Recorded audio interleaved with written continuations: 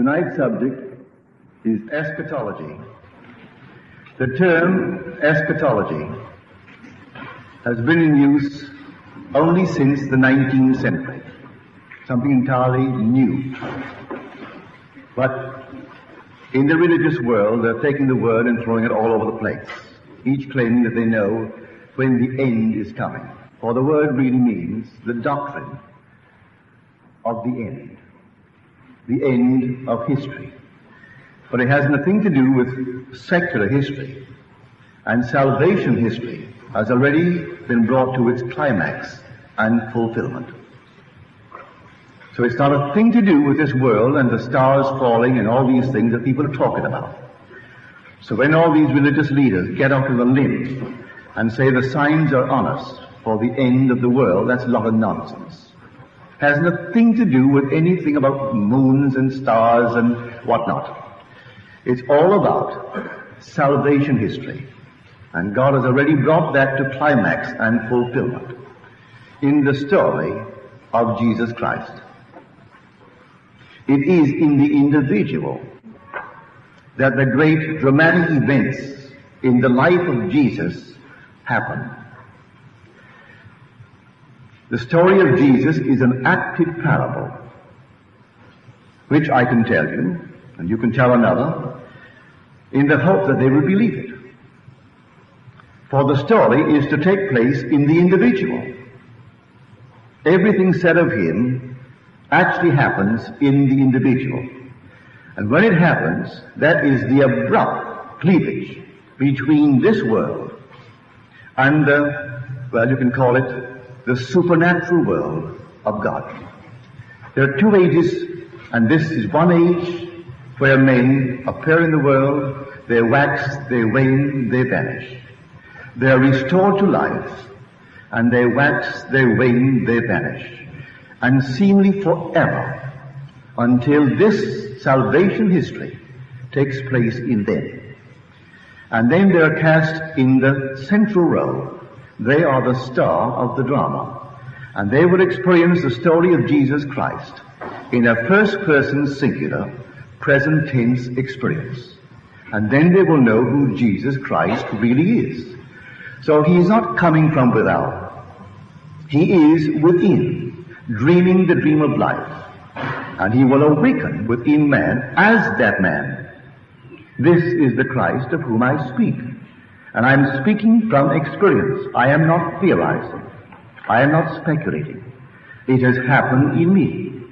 And no one could have been more surprised than the speaker when it erupted in me and completed itself in the same number of days as it said in Scripture that it would take. 1,260 days for the four major events to take place. Other events take place too, but they are not of the major, yet they're all related to Scripture. Everything is parallel in Scripture. For he said within himself, I have come to fulfill Scripture. What Scripture? That which was foretold concerning God's plan of salvation.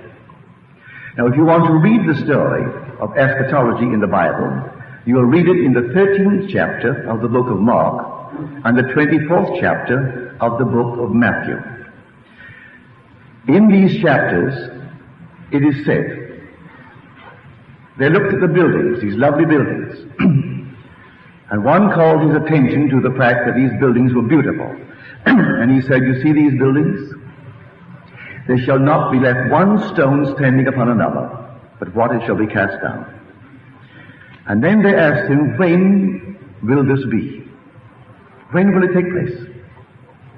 And he warned them that there will be false prophets, false teachers, who will come into the world and say, I am Christ. Do not believe them. Oh, they'll perform wonders in the hope that they will mislead and lead astray, if possible, even the elect. But take heed, I have told you all things beforehand. What he tells you is his life story. It's an acted play, as though I took you tonight to a play. At the end of the play, I interpret the play for you. And I tell you that you saw it as something from without. And then I try to persuade you that what you have just seen is a play that will unfold in you, and you will be cast in the star role. Whether you will believe it or not, that's entirely up to you, but I'll show you the play. And having seen the play, then I will try to tell you what it means. And this is God's plan of redemption, God's plan of salvation. And everyone will be redeemed, because it is only God redeeming himself. It is God who came into the world of death, and it is God who departs from this world after his purpose has been fulfilled. And the purpose of the descent into the world of death is to expand himself. His wisdom must expand. He is not omniscient. There will be no way to live if you are everything now. His power will be expanded because he is not omnipotent. Therefore, everything is an expansion, and to reach that expansion, he first must contract and limit himself to the state called death. And this is the mystery of life through death. The seed falls into the earth and dies in order to be made alive. If it doesn't, then it remains alone. But if it dies, it brings forth much. And the bringing forth is the expansion of God. And we are the gods who form the God. So every child born of woman is a son of God, the power of God, the wisdom of God, but completely forgetful of that fact because it had to put on these garments of death. And then it will know when it's about to depart from this world by reason of these signs. And when the signs begin to unfold in them, and they are not spectators of the signs, they are the central figure. They are the star in the entire play. And everything surrounds them. Then they know who Jesus Christ is. So we are warned in the 13th chapter of Mark. If anyone says to you, look, here is Christ, or look, there he is, do not believe it. Because they're pointing to another Christ. If I say, look, there he is, I'm showing you another. There is no other Christ than the Christ in you. God actually became man, that man may become God. So if there is any Christ other than that universal Christ that is crucified and buried within man, that Christ is a false Christ. And false teachers talk about it and tell you of a Christ who is going to come from without, and tell you of another Christ who came 2,000 years ago. The story is an active parable. So when Paul had it erupt within him, these are his words to the Galatians. And scholars are all agreed that his letter to the Galatians is the first New Testament book, written approximately 50 years A.D. They consider that letter the oldest of the New Testament works. And in this he turns to the Galatians. He said, "O foolish Galatians, who has bewitched you? Before whose eyes Jesus Christ was publicly portrayed as crucified. Let me ask you only this. Did you receive the Spirit by works of the law, or by hearing with faith? Are you so foolish? Having received the Spirit, are you now ending with the flesh?" Well, the whole vast Christian world and those who hear of the Christian mystery have ended with the flesh, for they think in terms of a fleshly being called Jesus Christ. And this is not a fleshly being at all. While I walk this earth as a being of blood and flesh, in me, in an entirely different realm, the plan of salvation erupts, which abruptly cleaves this space, this time section, from an eternal world of salvation. When these signs appear in you, you will know this is the end of your history in this world. No more dying, no more being restored to life, having gone through the gate of death, only to age, only to wax and to wane, and then to be restored again and continue the journey indefinitely. When these things begin to happen in you, you are at the end of history. You are redeemed. But everyone will be redeemed. I don't care what he has done in this world. You will think of a monster like a Hitler, who actually murdered millions of innocent people and erupted the whole world. Or a monster like a Stalin. He still is God playing that part. And in this blackness of this world, all right, so we all forget who we are. We look upon ourselves projected and see others, and we find them as enemies to our little wants, our little desires, and then we go berserk, as these characters did. But they are redeemable. Not one can remain unredeemed, for it would be God losing himself. God is the creative power of the universe, and that God is your own wonderful human imagination. That is God. There is no other God. But man doesn't know it while he's in this state, and he moves through events after events in the secular world. He hears the story, and the men who are now self-appointed to tell it do not know it, and they teach a Christ of the flesh.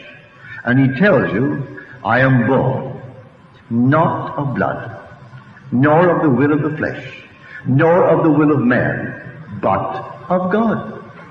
This second birth that will take place in you is born in that manner. It is born from above. When you were actually placed voluntarily, no one placed you in the tomb. No one took your life. You laid it down yourself. You were the God who made the decision. And you and I collectively agreed on this venture for the expansion of ourselves. And we entered death's door, which is simply the human skull. And in that skull we laid down.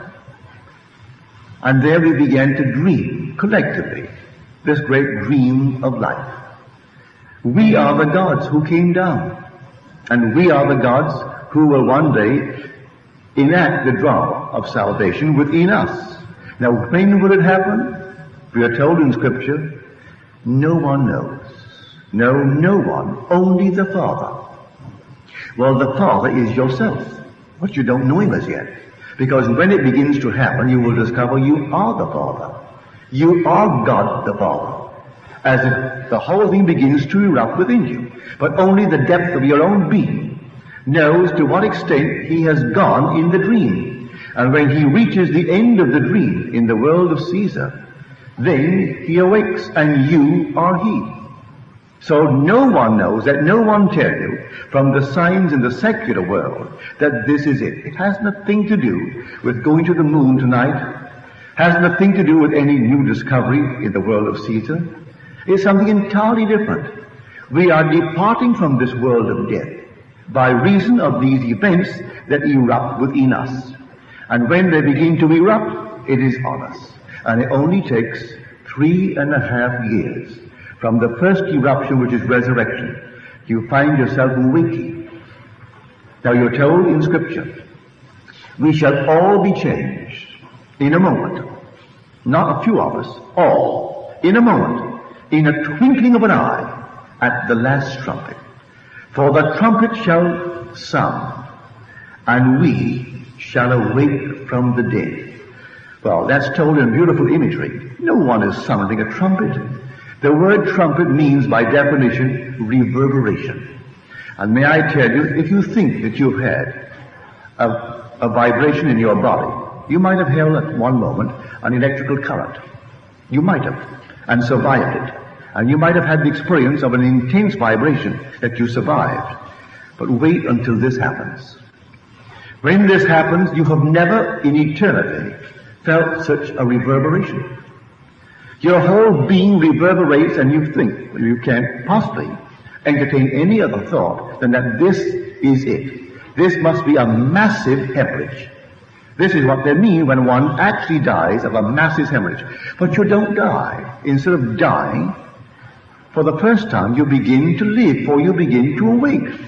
And when you awake in your skull. to discover that your skull is a tomb. It's a sepulchre in which you were buried. And you entered that sepulchre voluntarily. No man takes away my life. I lay it down myself. I have the power to lay it down and the power to lift it up again. This is your story. You volunteered for the experiment. And you actually deliberately entered death's door, which is your own skull. And you don't know that you're there. You think you're on the outside. You wash your body, and you look into the mirror, and the outer man is reflected, and you do everything for an outer man. You go out and you make $1, try to save a penny of it, that you may have something tomorrow. And you struggle in this world of an outer world, and yet you are dreaming it. You are in your own skull. You are the immortal God in your own skull, dreaming this dream of life. And when you decide that you have finished the dream, you played all the parts. Oh, you played everything in the world. You played the decent person and the one who is not considered the decent person. You played the harlot, and you played the lovely Mother Superior. You played the wonderful Pope or the Bishop, the holy man, and you played the unholy man. You played the thief and the judge who sat in judgment of the thief. You played every part in the world, and no one is going to escape playing all the parts. And when you have played all the parts, and there is no other part to play, no one knows what is that end part you're playing. You may be a good businessman when it erupts. You may be a doctor. You may be a thief. No one can tell you what is the last part you're going to play, because no one knows the order in which you played them. But you will play all the parts, and there are only so many parts. There are 12 major characters, and then many, I would say, modifications of these 12. Scripture reduces them to 144,000, but it starts with 12, only 12 sons. And then we multiply it by 12, then multiply it by 12, and he brings it to a limit of 144,000 modifications of the 12 major characters. But you'll play them. And if you haven't played them, you're going to play them, because you will not awaken from the dream of life until you have played them. But no one's going to keep you in this world beyond that last character. And then when you reach it, suddenly you know who Jesus is, and he never was another. So if anyone ever tries to tell you, look, there is Jesus Christ, don't believe him. Or here he is. They could perform wonders, do all kinds of things, but don't believe anyone who points outside of you and says that is Jesus Christ. For Christ in you is the hope of glory. There is no other Christ, and he is your own wonderful human imagination. So don't look to any sign in the world. This is a marvelous thing that we in our land today, looking forward to our boys landing on the moon. I think it's terrific. As far as I'm concerned, I'm thrilled beyond measure. And I hope I'll be right next to that TV on Sunday to watch that boy descend, or the two of them descend. And I can't tell you my thrill. I don't know them, but I'm an American by adoption, and that's my thrill, to watch it. Not only because I'm an American by adoption, and my wife and my children are Americans, but I am a member of a human race. That's man. But that's not eschatology. Has nothing to do with the coming to the end of this drama. You and I are redeemed from this world of death by a series of events. And these events are recorded as events in the life of Jesus Christ. But it is in the individual that these majestic, dramatic events in the life of Jesus happen. They happen in us, but individually. You are too wonderful to have it happen collectively. You are a unique being, and no one can take your place in the eternal temple. And that temple is not something built like this. It is a body. It is a man, a real man, a living man, made up of humanity. Believe it or not, it is a man, and that man is infinite love. I stood in his presence, and it's a man. And you can't think of anything but love in the presence of this man. And that man is the risen Lord. And we are called out of this world, one by one, to be incorporated into that body. But then we are living stones, not dead stones. We are returned from the world of death, And in us, we are life-giving spirits. Without loss of identity, we are part forever of that one living body. There is one Spirit, there is one Lord, there is one God and Father of all. It's a mystery, and the world teaches it as secular history, and it's not secular history. So when you hear these men who are highly publicized, speaking that this looks like the end, and he hopes he'll be here when Jesus comes, they don't know who Jesus is. And so when some lady rose the other night and told me that I was most cruel to mention this person's name, who was highly publicized, I mentioned his name, I thought of the words of Lincoln. And Lincoln said, to sin by silence when we should protest makes cowards of us all. And so he is speaking because he's highly publicized and millions are listening to him and think what he has to say must be true. But he doesn't know the first thing about the mystery of Jesus. So he spends $15-20 million a year in publicizing himself and his work. So what? Hitler was well known too, and so was Stalin. And there were millions who believed in them, but they were as false as the $3 bill. And why must I restrain the impulse to tell you he doesn't know Jesus Christ and his mystery? Jesus Christ is an acted parable, just like a play. We have no record in this world.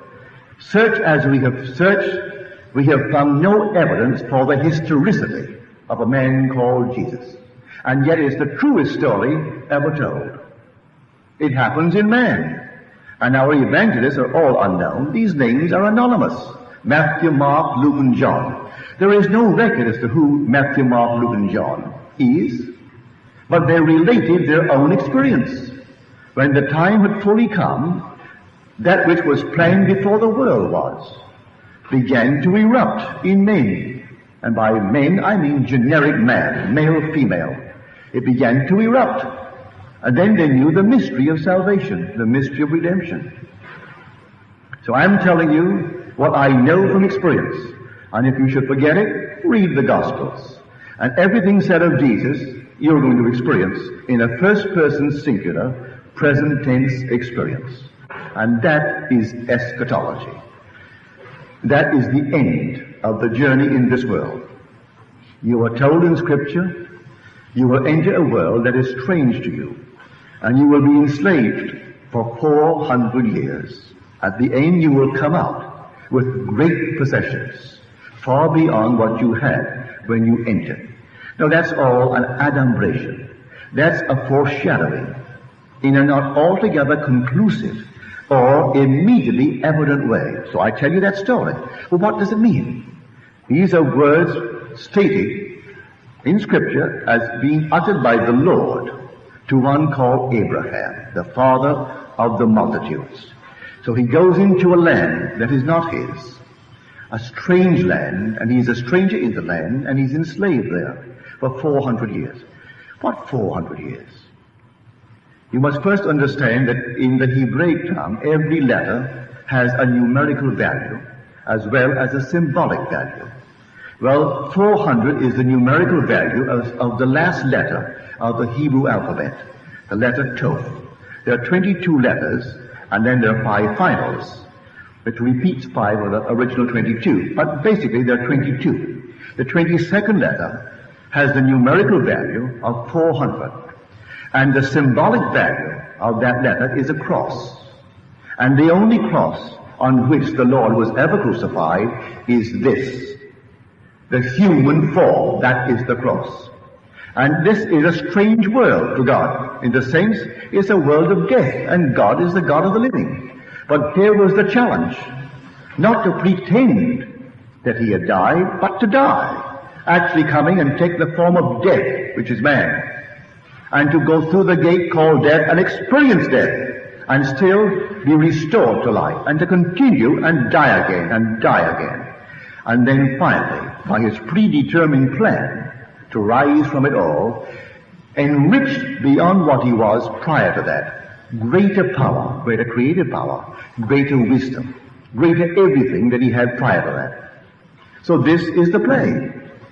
And the only Christ is that Christ, not a single little being that was born of a woman who didn't know a man. Then he will be pretending. I must take on the weaknesses of the flesh and all the limitations of the flesh.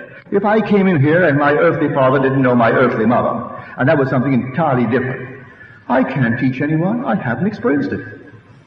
No, he had to know my mother, and she had to weave in her body a garment that was a body of death. And I had to occupy it. And so I came in just as every child. And at the end of the journey, I had to awaken within my own skull and then experience the entire story of Jesus in the first person, singular, present tense experience. So everything said of him, I have experienced. Yet don't let me for one moment tell you that would imply, as I talk to you, that I am Christ, meaning I am other than what you are. I know the mystery of Christ. But don't point to me and say he is Christ, then you'll be a liar. Let no one tell you, there is Christ, or here he is. Don't believe it. For the only Christ that you will ever know, you will know in yourself when you experience the story of Christ. Then you'll know you're he. But you don't talk about it. You don't tell anyone to brag, having them point to you as something different from the universal Christ. No. You are, and one day you will awaken. And when you return at the end of the journey, you and I knew each other before we came down. We were brothers then. And we will be brothers again. And in spite of what we did to each other in our dream here, we are still in love with each other, infinite lovers, as sons of the Most High. And it takes us all, as sons of God, to form God. God is made up of the gods, and we are the gods. We are the sons of God that came down by a definite voluntary decision. We weren't forced into it. We came out. The story is told in a beautiful way in the prodigal son. The first son didn't go out. He had everything, but he didn't know he had it. If tonight I had $1 billion here in the banks of our country, but I didn't know that I had it. Do you know I could die of starvation for want of $1? If I was so given that I wouldn't steal, I could be so hungry, and because I would restrain the impulse to steal, not knowing that I had $1 billion and could buy the whole thing. But if I didn't know it, I could die of starvation. Well, that's what we did. We came down into a world that we owned, and then completely forgot the power that is ours and the wisdom that is ours. And many of us played the part of dying of starvation rather than stealing what we thought we didn't have, when all along we owned it. It was all ours, all for the taking, without any consciousness of stealing. But we played the part of the thief and played the part of everything in this world. So, no matter what a man has done, forgive him. Completely forgive him. I saw in today's New York Times, this survey was just completed, and they brought in their conclusions, these professors back east. Some grant they received from some one of the great foundations. And they investigated 30 ex-convicts who are now in small business back east, confessing that they earn a net of $10,000, $20,000, $30,000 a year. That's their confession. And then they said, you know, they have what all great business leaders need. They didn't go so far as to say great business leaders have it, because they're all a bunch of thieves anyway. That's what the professors are telling you. Without that innate something to steal, there couldn't be chairman of the boards, there couldn't be presidents, there couldn't be this. Now banks are asking 9.5% for a big loan, a $10 million loan, but that's not enough. They want a piece of the action. They carry no risk in the piece of the action. They're going to get their 9.5% on their $10 million loan. Get it all back. That enormous usury. Plus, they want a piece of the action. In other words, they want to be part of the profits. But they're not going to take any risk. They are not for one moment taking any risk. And they are the big giants. Well, I wonder if they taught the mafia or the mafia taught them. But that's the same attitude that the mafia adopts. But now they're singled out as horrors. So may I tell you, forgive every being, for in the end, when you come to the very end, and you see the play, and see this entire thing as a play, you too will say, Father, forgive them. They know not what they do. They don't know it. They're playing it beautifully. They're playing their parts beautifully. And so if I must play that kind of a part, and I have played them all, or I could not now have experienced the drama of the end. If I didn't play the part of the usurer, where I demanded not only 9%, the chances are I got 100%, plus pieces of the action. And so I can forgive him. And so the present conclusion is there had to be. And these 30 men, thoroughly investigated, they have what it takes for successful businessmen. And they are in business in a small way. And today, a small business is the most difficult thing in the world with these conglomerates. How do you survive? But they have the know-how. Because they're ex-convicts.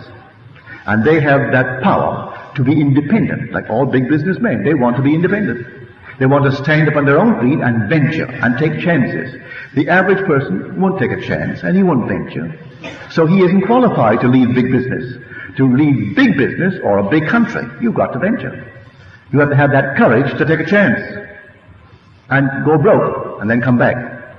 But you have to have that built into you, or you're not qualified to lead big business. Get off the wheel and work for someone else. But these ex-convicts, and the only difference between the convicts that are investigated, whose story is now brought in today's New York Times, and the big leaders of industry, is one was caught and the other wasn't. Only difference. One was caught and the others were not caught. Now that seems cruel. Well then, judge me if it's cruel. But I say God is playing all the parts. And it took all the parts for God to awake from the dream of death. And he dreams it, and all of a sudden he comes to the end. So eschatology is the doctrine of the last things. And the last things are the dramatic events in the life of Jesus. And all these events take place in the individual, as the individual's personal experience. Then he knows who Jesus is. And the word Jesus is the same as the word Jehovah. You spell it Yod-He-Vav, Shin-Ayin. But the root is Yod-He-Vav. Jehovah is spelled Yod-He-Vav-He. The unpronounceable name, that sacred name, is the name Jesus. So in the end, you are Jesus, and therefore you are Jehovah, the Lord who created the whole thing. So this is eschatology in the true sense of the word. And let no one mislead you by telling you that they're seeing the stars, signs of the end of the world. No end of the world. This world is going on indefinitely.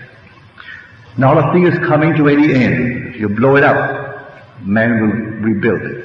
If we have a nuclear war, you aren't going to destroy this world. It is a cradle to hatch out God. This is a world of educated darkness. And you aren't going to take a schoolroom and improve it to make it a home. This remains a schoolroom, a world of educated darkness. So when we spend billions to make it easier for people, and billions to make people good, forget it. It's going to be an equal balance of good and evil in this world forever. So right in this world, good and evil, and you can't unbalance it. So you make all these good, but then others must come into the world equally evil to balance it. For we ate of the tree of knowledge of good and evil. And that's why we're here. And we had to eat it in order to be here.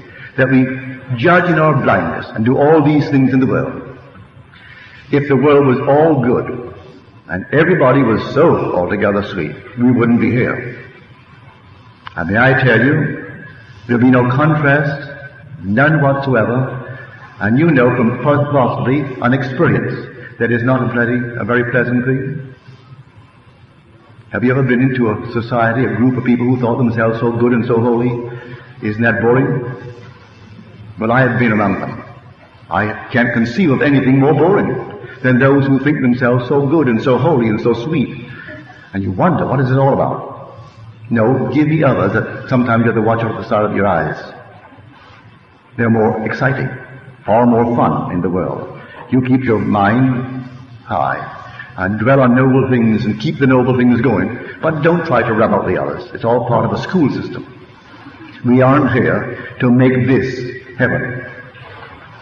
Heaven is for the redeemed, and everyone will be redeemed, and everyone is going to come out.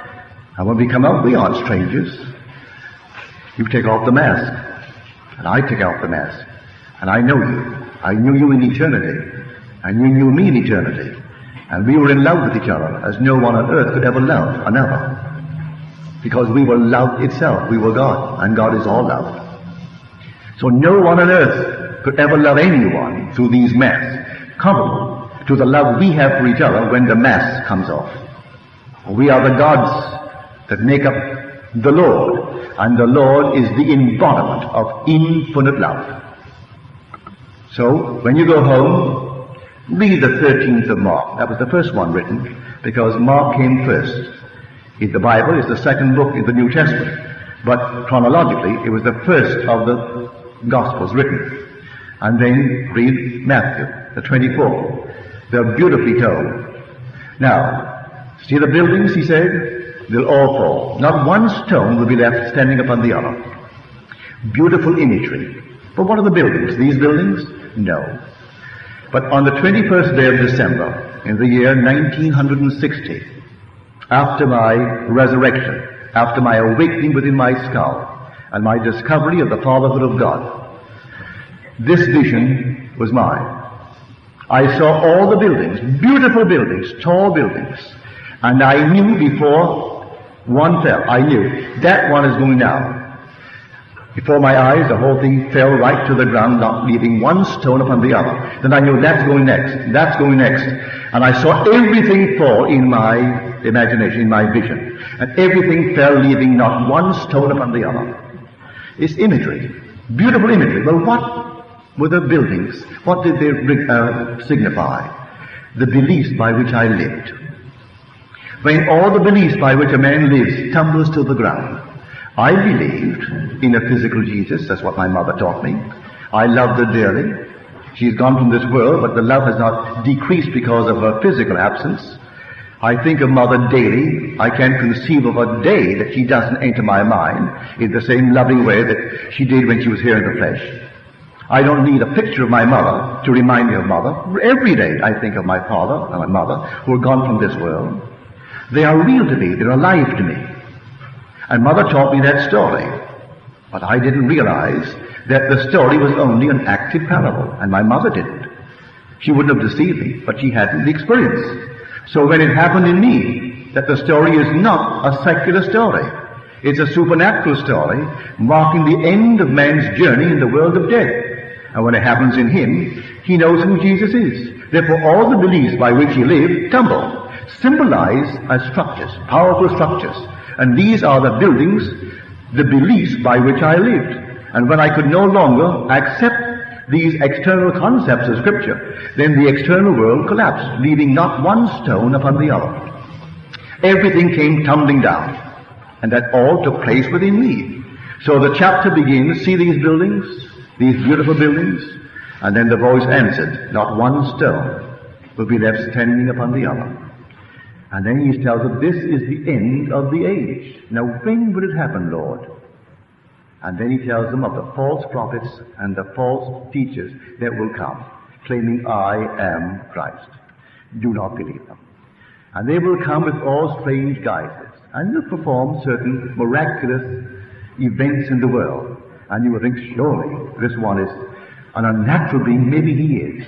Anyone who turns you on the outside and points to someone on the outside as Christ, forget it. He doesn't know Christ, no matter who he is. So when they make a picture of him, there is not one account in Scripture concerning the physical appearance of a being called Jesus. Well, certainly, if you're going to write the biography of someone, you will paint some kind of a word picture of the appearance of the person.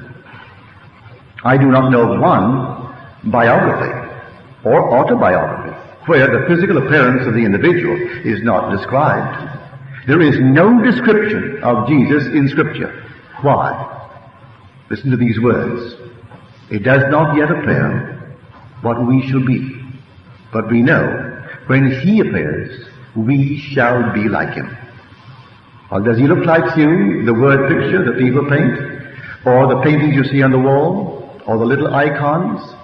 And if you are honest with yourself, you will say, no. Well, then that's not he. If it's not just like you, that is not Christ. It is you that is Christ, and there is no other Christ. That is the great story of Scripture. So when you find him, you're going to find yourself. And it will be the Son of God who will reveal you as God the Father. He will stand before you, and you will know him to be your son, and he will know that you are his father. And when you see him, and you go back into Scripture and find the true Son of God, that is the personification of all the generations of men and all the experiences of men. And when that one being stands before you who represents all the generations and all the experiences of men, and you brought him forth because you went through all the generations and all the experiences of men, and then as a result of that adventure, he stands before you, and he calls you Father. And you know you're his Father. He is the result of your journey. And so when you know it, well then, you're God the Father. But no one can tell you and convince you that you are. You have to experience it. So I'm telling you of the signs that will come. And you will accept them, because you can't possibly deny them. There they are. Meanwhile, let them go forward and teach their false doctrines about the coming of Jesus. And all point to some sign of the heavens, saying this is the time for him to come. No one knows, you're told, only the Father. And where is the Father? Call no man on earth Father. Why? Because you have but one Father, and he is in heaven, and the kingdom of heaven is within you. That's where he is. Call no man on earth Father. You have but one Father, and he is in heaven, and the kingdom of heaven is within you. Haven't you read the words? Yet all these people, these false teachers, insist on you calling them Father. How do they get away with it? They want to be called Father, and yet they tell you they are celibates. Celibates, and they are Father. Well, it doesn't go down with me. But you see, I can speak boldly because I can speak with authority. Because my authority is based upon experience. I have experienced the mystery of Christ. And so I am not theorizing. I am not speculating. So when someone challenges my right to say, well, go on and challenge it. You're only listening to a false doctrine when you point to some Jesus as a being of flesh. He is born not of the flesh. It's an entirely different birth. It's a supernatural birth. Your return to heaven can only be accomplished by birth from above, as told us in Scripture. Except he be born from above, you cannot enter the kingdom of heaven. It's impossible to return wearing a garment of flesh and blood. And so you're wearing garments of flesh and blood here from the time that you enter it until the time you depart. You depart tonight through the gate called death, you are dead. No one dies. At the very moment they call you dead, you are restored to life in a garment just like the other one, only young. Not an infant, about 20 years of age. Nothing missing, no teeth missing, no hair missing, no eyes missing. Perfectly restored. Young and wholesome and healthy, filled with fire. And you too want to express yourself in the sexual world as you do here. You marry there too, just as you marry here. And you get old there too. And you go to the inn and you die there too, to find yourself restored once more to a young body, just like the other one, only young and beautiful. And you go on again through all the struggles, playing all the parts, until the time of the end. And when the time of the end comes, these eternal stories unfold within you. So there's no speculation about this. Sacred history has already reached its climax and its fulfillment. It's not being changed. Things here are being changed, but not sacred history. That's all done. And you will one day experience this sacred history. And you will know exactly who you are, and you are God the Father. Now, I will not take back one word I've told you, because I know what I'm talking about. Didn't read it in the book. I'm like Paul. He said, no one taught it to me. Never heard it from another. But it came through a revelation of Jesus Christ. That's what he said. He was the very one who went out to destroy the entire concept. But that it happened in him. And then he understood it was not the external worship of law. The rituals and all the things that the churches of the world do had not a thing to do with that. For you can't earn it. There's no acquiring merit to get into the kingdom. Just wait for that moment in time. So he tells you, set your hope fully upon the grace that is coming to you at the revelation of Jesus Christ. For this is the hope that actually makes it wisdom to accept the burdens of this long, dark night of time. So it seems a long night. Yes, it is a long night. A dark night, yes. I am enslaved for by 400 years. By 400 being just as long as I wear the cross. But I am promised that at the end of the 400, meaning the end of the wearing of the cross, I will come out with enormous possessions, far, far greater than what I possessed when I ventured and volunteered to enter the world of death. And everyone is going to come out. Not one can fail when you return as the Lord sees to you, the groom. Now, are there any questions, please? If we have played a good number of these parts, as you suggested, why cannot we recall them back to mind? I recall many, so I would not say that we can't. The fact that one cannot recall them, does that signify that he hasn't played them? I wouldn't say that. No, I would not say that at all. I live a very modest life today. Quiet, modest, small income from my efforts in what I'm doing. For I'm self-employed, and I take off voluntarily between 3 and 4 months a year, because I find that I need that sort of rest. And I need it for the very ones who come regularly to my meetings. And yet in my interval of taking off between 3 and 4 months a year, I have no income. Someone gets a month's vacation or 2 months vacation, the corporation pays him. So he's paid. I'm not paid. I'm completely on my own. I take off any time, and I am simply self-supporting in my work. All right, I live a very quiet and modest life, and yet I have a vision of an experience. I had the most fabulous home. I can see it now. Beautifully furnished. Everything in it was a museum piece, and yet functional. It was not there just for appearance's sake. It was functional. A full complement of servants. I can see my gardens. I can see all the gardeners that I had. I can see my secretary and his assistant. I can see the chefs. They all loved me dearly. I was a bachelor. I can see it vividly. And I returned in my imagination. See, all these things are always taking place. So I returned in my imagination to this, and all of them greeted me so beautifully. And they all said, the Lord is back. Not meaning God, for they call me by the title called Lord. Just as you speak of people here in the world, Lord so-and-so. Well, to them I was their master, their Lord. Not in the sense of being God, just simply a man with a title called Lord. And they all greeted me beautifully in this return, but I can see the fabulous wealth that I possessed. And it was decadent. I didn't grow with all my wealth. I simply could indulge myself, and no matter what I wanted, I could grant it, because I had it. And then I recall deliberately walking out of that place and not returning. I walked out completely and left it all behind me. And yet I had everything that money could buy, and I bought only the best. My home was beautifully furnished. Everything in it was a museum piece. And my servants were beautifully trained. They were not just servants. They were of the highest.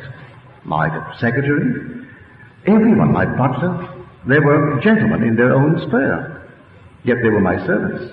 And I had a full complement of servants in my home and a full in my gardens.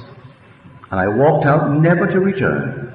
So I have a vivid memory in this world of Caesar of having fabulous wealth. Then I came back in this time.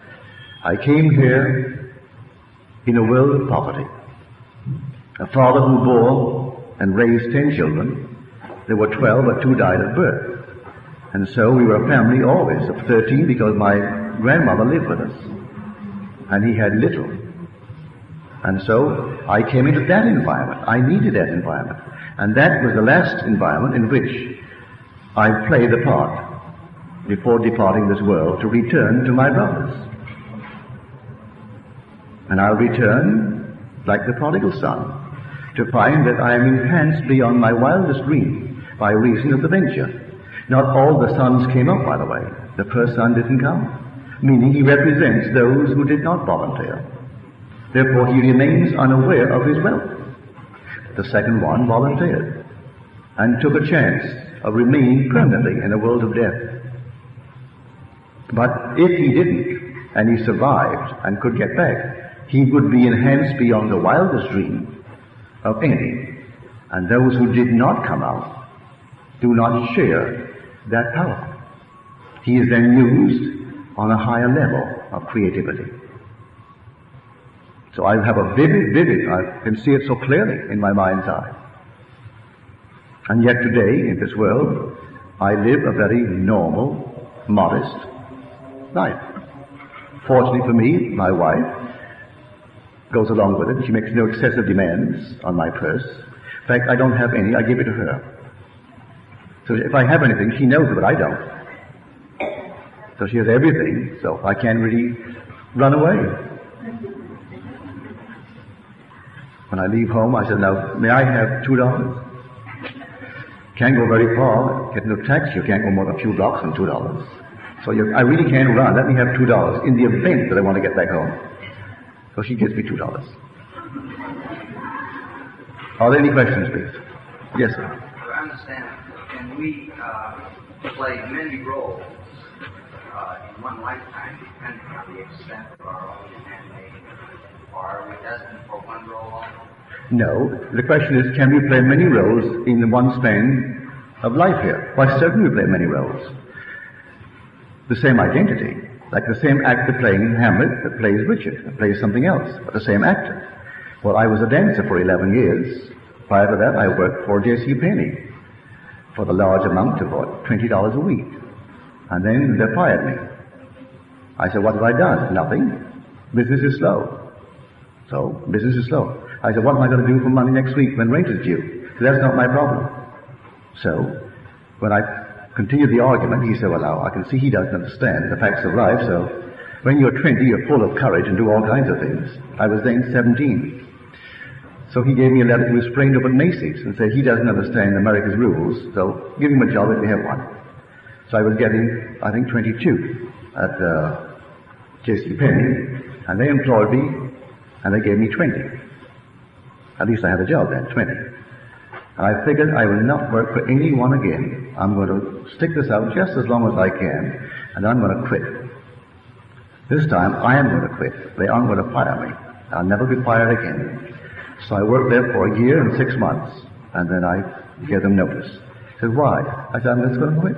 There's no reason, no excuse, I'm quitting. And then from then on, I worked for myself. So I was coming under the heading of these ex-cons. They refused to work for another.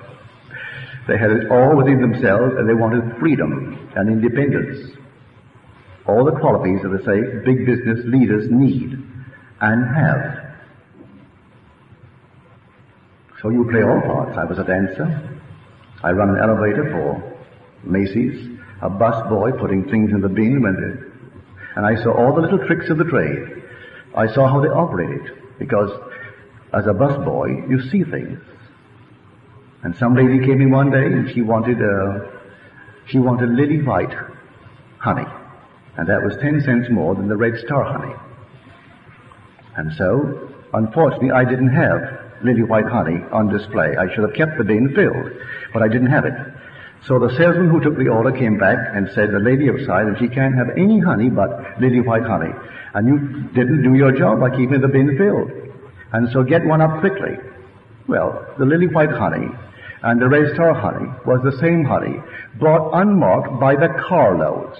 And the girls rolled in the lily white and charged 10 cents more, and rolled in the Red Star and charged 10 cents less.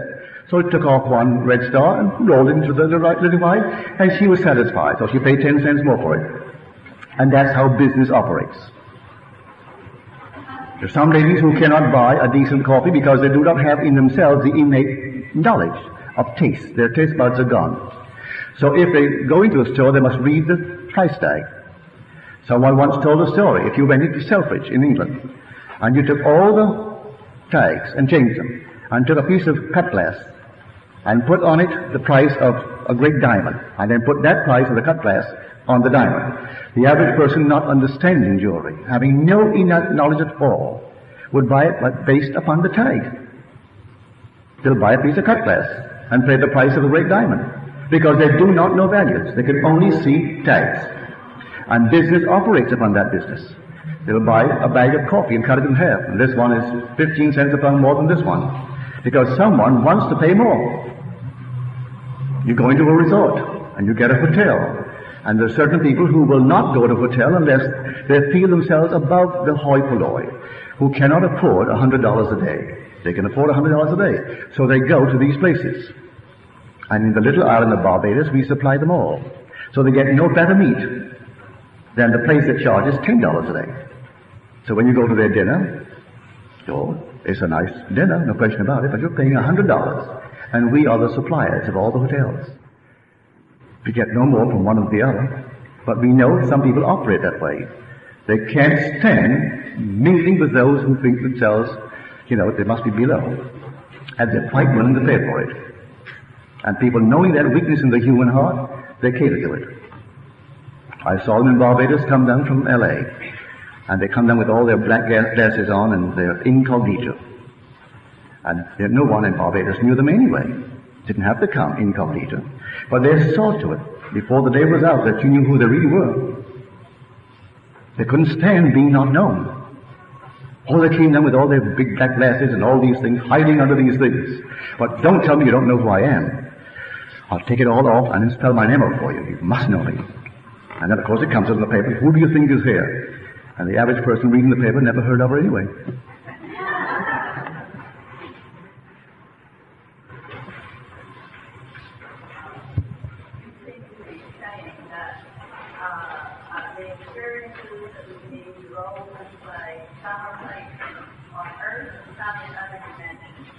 No, my dear, Earth does not terminate at the point where my senses cease to register it. When a friend dies tonight, and the world calls him gone from this world, and he's cremated and turned to dust, we think, well, now he's gone. No, the world is just like this. It's terrestrial, solidly real, and the body that he will wear is flesh and blood. You cut him and he'll bleed.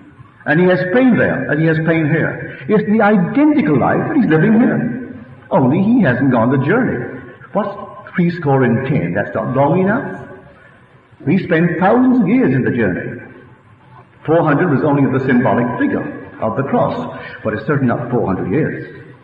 Thousands of years we have walked this earth, and this earth appears in sections of time. And so when I depart, not now, for now I'm leaving it permanently, but those I love who will depart, and those I love who have departed, are restored to life in bodies of flesh and blood. And they're real, may I tell you, solid. And they go through the struggles, just as they do here. And there is business there, as here. And there are doctors, dentists, all things there. And we grow old and decay there too. And die. It's Earth, sir, it's Earth. This Earth is fabulous.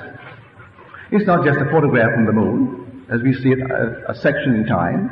That section in time only represents that little moment in time. But this Earth is fabulous. And they're all taking place here now. This Earth, the millions who have died, and the billions who have and will, are on Earth. It's this Earth. But a different section of time. For instance, tonight's dinner is still taking place. It seems crazy. We think that's gone. Hasn't gone. It's taking place.